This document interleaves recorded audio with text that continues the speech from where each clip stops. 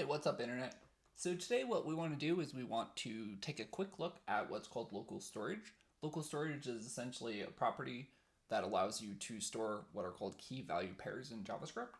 And it's essentially something that's stored within your browser, and it will persist from session to session, meaning like if you close your browser, that data will still be there. So we're going to do a quick little example and let's get started.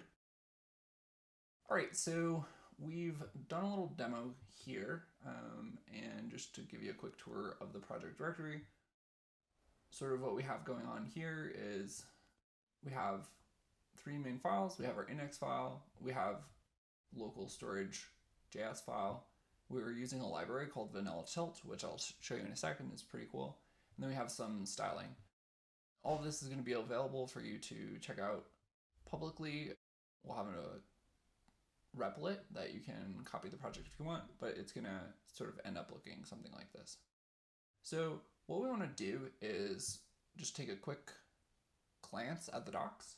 And if you go to this file here, you'd see that essentially we've just copied a lot of these methods. So the key methods that we're going to look at are getItem, setItem, and removeItem, as well as clear, but there are a couple others that you can learn about. And we're going to be using window.localStorage to do much of this. So what we have here is we have just an HTML file. Essentially what we've done is we've pulled like some Google font as well as this Vanilla-tilt library, which I think is really cool. It gives this sort of effect of like almost being like 3D. Then we have two paragraph tags here, and we have a couple script tags. One is pulling in our local storage.js file and our vanilla-tilt.js file. And then we have a script which is essentially just grabbing this item here, which currently says add stuff. Or if we were to refresh it, it actually should say, today we're going to learn about local storage. And then it has an event listener on this tag. So when we click this tag, essentially it will pull whatever is from local storage. So let's go ahead and look at where we would find local storage. So I'm using Chrome. You can use whatever browser you want, but I know for a fact that Chrome supports this. So if you go to application, you'll see item here on the left, which is storage. So it could be either local storage or session storage, as well as these individual things like you can check out all the cookies if you're getting a little hungry. Currently, we're doing this for a file, but if you're on a website, the website's name would often show up here. So what we can do is we can go to our local storage example.js file, and it has a couple of notes. So if we wanted to set item, rather than hit storage set item, we're going to be using this in the browser. So we're going to say essentially a window, and then we need to say what we want to set it. So we want to set local storage and then set items. And this is going to take two things. It's going to take, first it's going to take a key, and then it's going to take a value. So in our case, let's say we're just going to call this a key because we're really creative, and we're going to try to use the same type of quotes. And then we said we'll say some awesome stuff will be stored here.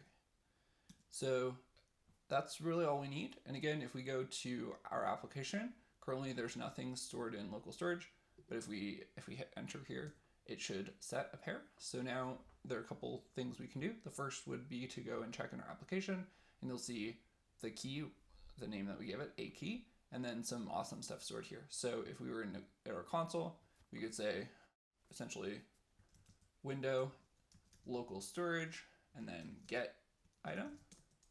And then what do you think we would put here? So the only key that we currently have is called a key. Hit that and it will show the value returned. Now, if we go into our index.html file, I thought this project might be a little bit more fun, or this tutorial rather, might be a little bit more fun if we had a little bit of interactivity. So again, what we've done here is we've essentially found something with this means the ID. So we found something with the ID of add text here. And if you look at that, it's this first paragraph tag. So we could even find that by, well, I've given it away. Essentially, when you click it, it will change to whatever the local storage was. So if we were to say set this item to some other text, and then we click this button, what do you think is going to happen? some other text is going to show up. So what I wanted to say is that if we go here and we inspect this, you would see that this data tilt properties, or attributes rather, are going to just be from the Vanilla-tilt.js library. But here, what I wanted to say is if we were to open this even more sort of larger here, we'd see that it does indeed have an ID. So that's kind of cool. We've looked at how we could set items or get items, but what if we wanted to remove an item? So let's say that we had another key. So another key goes here, and we said, we'll just call it garbage text. We go to our application and we see that there are now two keys. Well, you know, maybe we're working on a project and we realize that we don't need this second key, another key. So we could go either to our documentation here, or we could go here and we'd search for remove.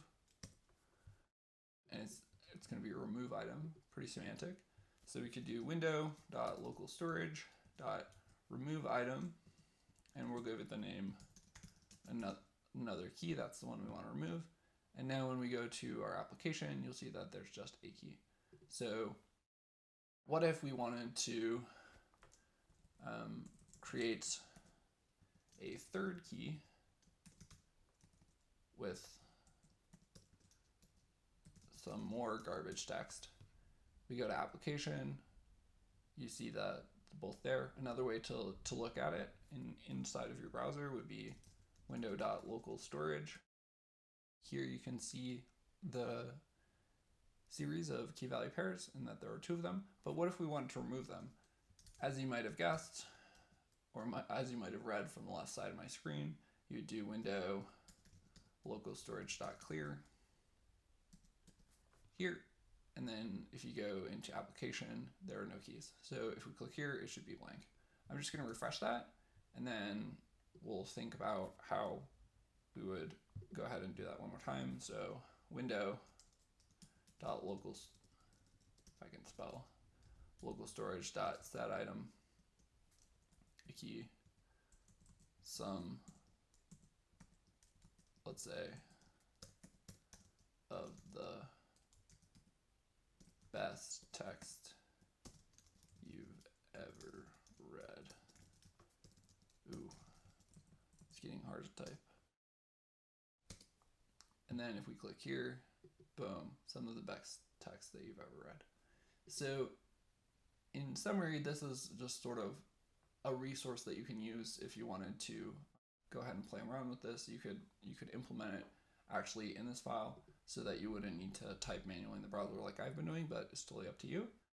In summary, in this video, we just wanted to look at local storage and 4 of the different methods that you can do on local storage within a window, that being set item, get item, remove item, and clear. Yeah, so that's sort of that. If you have any questions or comments, go ahead and add them in the comment section below. If there are other topics that you want us to cover in the future, feel free to add that in the comments as well. If you haven't subscribed and you're thinking about it, now is a great time to subscribe. Actually, yesterday was a great time to subscribe. Tomorrow is a great time, but there's no time like the present. So thanks for watching, and we'll see you again soon. Cheers. Hey, one more thing.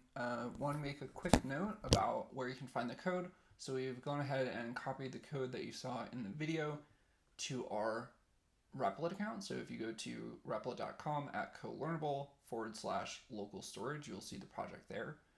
You can go ahead and fork it if you want to.